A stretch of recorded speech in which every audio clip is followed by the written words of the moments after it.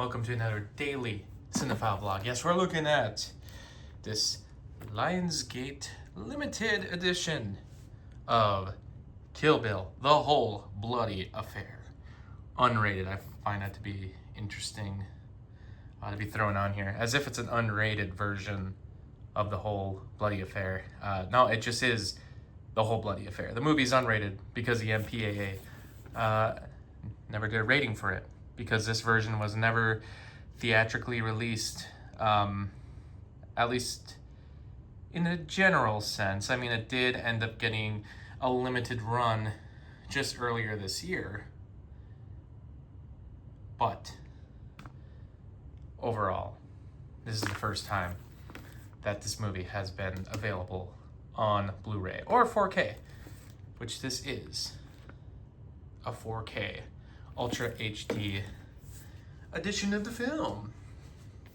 This is the full version, both parts together as one movie, the way that Tarantino originally intended it. And this is the version that has been available at the New Beverly for over, I would say, like 2 decades. But it was only recently that there were finally talks about putting the movie out on physical media and having it really released theatrically to other theaters. So that's why I had an exclusive run.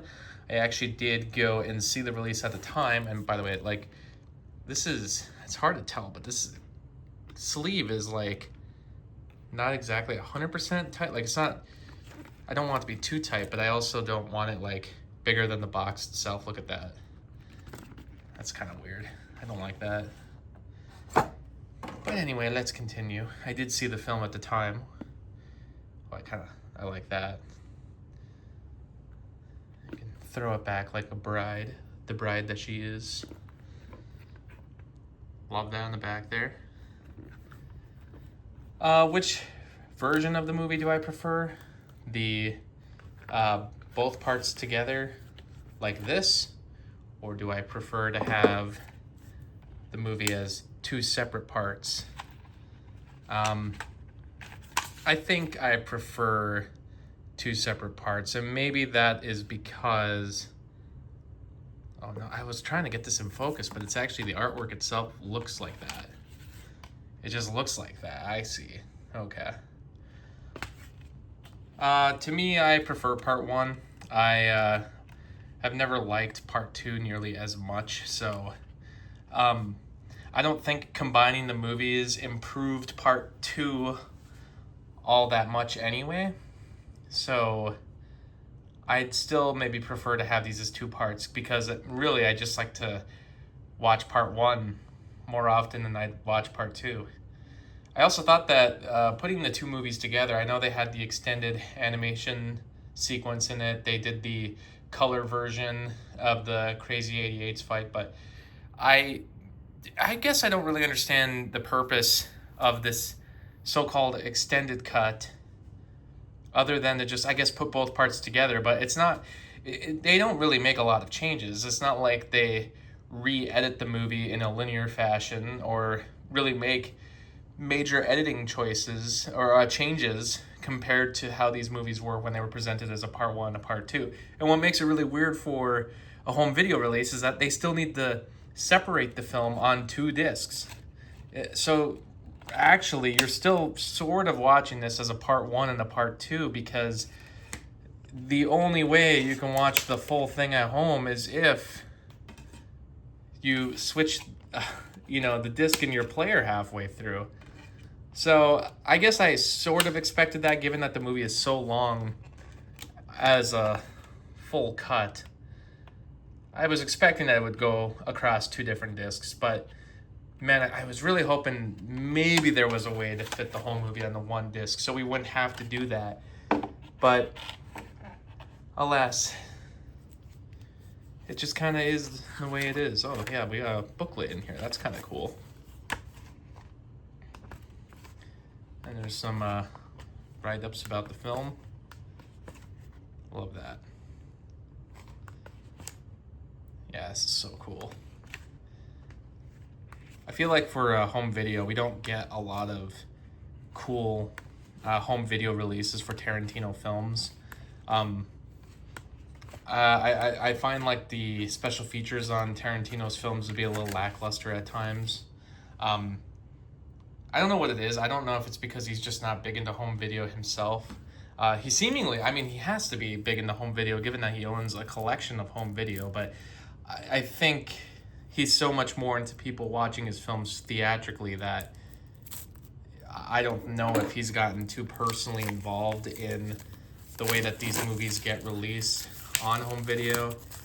I mean, like, yeah, the Pulp Fiction Blu-ray has plenty of special features, but there's other movies that he's had that I don't feel like have had the greatest assortment of special features, and I feel like this was one of them.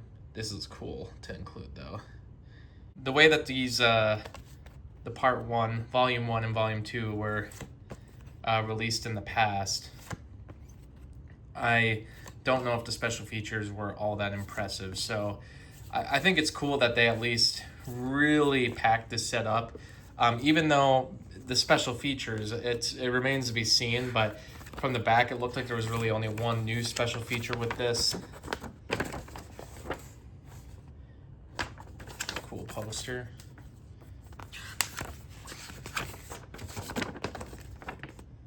Okay.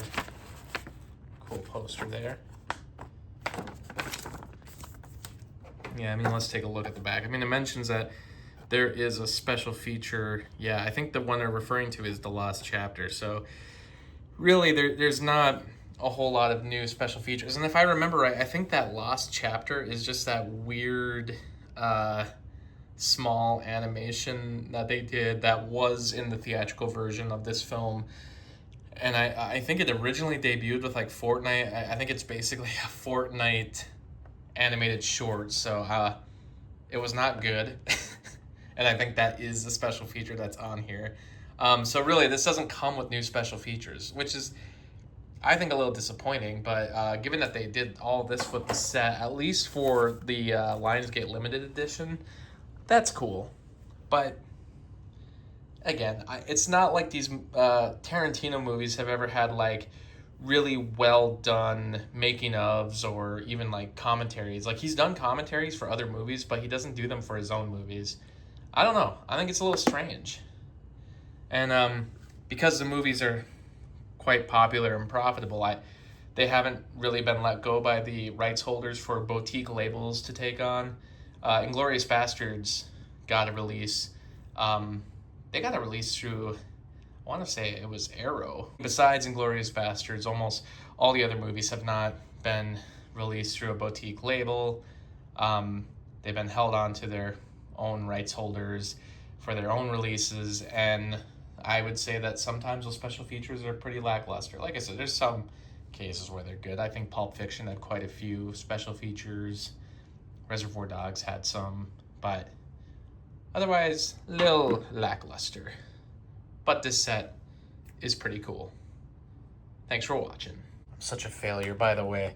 This is the backside of those individual pieces, by the way, because I actually had different characters on the other side, and I didn't even realize. No wonder why they were missing half of the crew there. Yeah, there we go. There's Bill, right behind the bride.